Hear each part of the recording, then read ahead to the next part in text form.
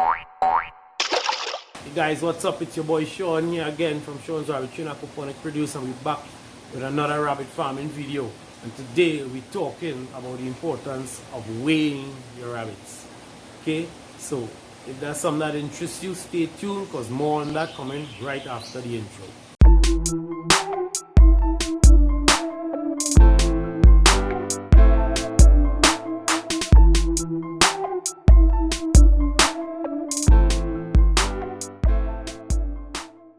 Okay guys, so today we're talking about the importance of weighing your rabbits. Now this is another video in the build up to our record keeping video. That's one that you're going to want to check out coming soon, so stay tuned for that. Now last week we covered another record keeping tactic, which was the tattooing of your rabbits. Now if you haven't seen that video, you should definitely check that out. I'll leave a link in the description below, or I'll leave a card right up here that you can click on so you can go see that video right away and then probably come back to looking at this one. Now there are many reasons why you would want to weigh your rabbits, but in a commercial meat operation, the main goal is to produce a bigger, heavier, faster growing offspring, as well as to have some guide to assist you with choosing rabbits to keep as future breeding stock. Now the selecting of future breeding stock is another topic that we have a video planned for. That's coming soon, so you can look out for that as well. But today we're just focusing on why you should weigh your rabbits.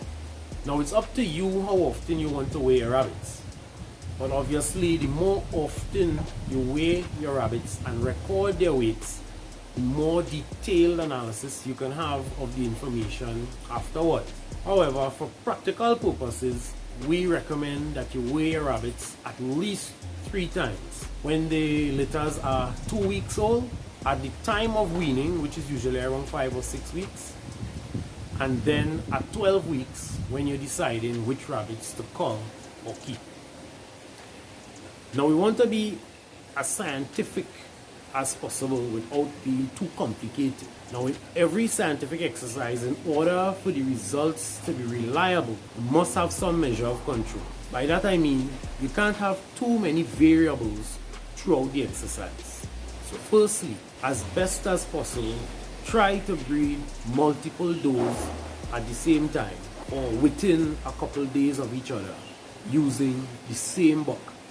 This will increase your chances of having similar sized litters to compare against each other, as it would be unfair to compare a doe with a litter of 8 against a doe with a litter of only 4. So you want to try as best as possible to have similar sized litters that you could compare against each other. As well as if you have a group of females that were all bred with the same buck, then you have a chance also to analyze the genetic component, because you'll be able to compare different does being bred with the same buck under the same circumstances to see which ones combine better. So you're going to breed in batches. So let's say you have 4 breeding bucks, and let's say you have 40 does, for example. You're going to breed 10 does per buck. That way you'll have 4 distinct groups where you can compare not just weights, but also the genetic component. Now this may be time consuming if you're doing natural breeding, so this would also be a good time to invest in artificial insemination. This is a topic we've already done videos on. If you haven't, I'll leave links to those videos as well in the description below, so you can look at the benefits of using AI in a situation like this. Secondly, as far as it's practicable, try to ensure that all of your does receive the same amount of feed around approximately the same time every day. Now this is something to consider, because remember, your does will most likely only nurse the kits once per day. So you don't want to be varying your feeding time too much, because feeding is directly linked to the production of milk. So you want to ensure that there is a measure of control as far as your feeding is concerned. And then thirdly, and this goes without saying, ensure that all your rabbits have a constant supply of clean drinking water. Now we're talking about weighing rabbits, so obviously you're going to need a scale. Electronic scales are best because you can achieve a higher degree of accuracy, so you will be able to get measurements like 0.25 and 0.28, you know, small measurements that would make a difference in weights of young rabbits. So I recommend that you get a good electronic scale. This one, we bought this on, I believe it was eBay, about 5 or 6 years ago. At the time, I believe we paid about 50 US, so it's not that expensive. Okay, now we're talking about weighing your rabbits. So the first weighing at 2 weeks is going to give you a good indication as to which does are nursing their kids the best. Some does will produce more milk than others, and some will nurse for longer periods than others. So the only way to truly evaluate their performance is by the growth of their litters. So you're going to weigh the entire litter, and then you're going to divide that weight by the number of kits in the litter to find the average weight per kit. And that's the weight that you're going to record.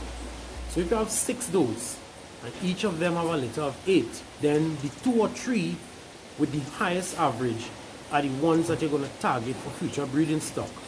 Because firstly, you know that they have good mothering skills, and that's a genetic component that you will want to have passed on to your future breeding stock, as well as those kits that got the best start are more than likely going to have the best growth. So those are the ones you're going to be targeting. Now at weaning time, when you're taking your second weight, if those litters that average the highest still have the highest average, then you're going to start recording the individual weights of the kits in those litters, because those are the ones you're going to be targeting to keep. So by the time of your third weigh-in at 12 weeks, you're already going to have a very good idea of those that you want to keep versus those that you're going to cull. Now if you're looking at expanding your rabbitry, you may be tempted to keep all of your does. But always remember our motto: keep the best and cull the rest. You see, if you consistently keep only the best kits from a litter, over time all of your rabbits are going to be of a higher standard. Now I always say it's better to have 10 very good producing does than to have 50 mediocre does. You might end up spending more money for less production. So focus on only the best, discipline yourself on keeping only the best and culling the rest. Now a point to note, we spoke a lot today about selecting your rabbits based on weight. Now this will relate mostly to persons who are into meat production. If your market is pet rabbits or even show rabbits, then obviously you're going to have to take other things into consideration when making your decisions, like for example color or pattern or even the shape of the rabbit, if you're going to be judged on shape and things like that. So these are all things that you're going to have to consider if you're choosing rabbits other than for meat production. However, if your focus is the production of meat, then your focus is going to be on a number of things, which are large litter sizes, a high survival rate of those large litters, and then last but not least, a fast growth rate, which ultimately will be measured by weight. So you see the point of this video. So guys, I hope you enjoyed this video. I hope that you find the information useful, right, and that you can apply it on your farm to increase production, because at the end of the day it's all about production, because that's how you're going to make money from rearing rabbits. Okay, be sure to drop a comment. Let me know if you like this video. Of course, if there's anything that you can think of that I may have left out, please don't be afraid to mention it. Okay, I'll probably touch on that in a subsequent video, and we look forward to seeing you guys here again at Sean's Rabbitry and Aquaponic Produce. Again, I want to say a big shout out to everyone who has subscribed to our channel. Right, our goal was to cross 1,000 subscribers before the end of 2019. I'm very happy to announce that we surpassed that landmark sometime in November, and we are somewhere around 1,100 plus subscribers at this time. So we thank you all for your support. We really appreciate you guys. We hope that you all continue to like, subscribe, and share. We'll continue to grow and influence more people to get into rabbit farming. So again, this is your boy Sean Austin on behalf of my business partner Sean McLean. We say thanks again for watching, and we'll see you guys in the next video. Peace.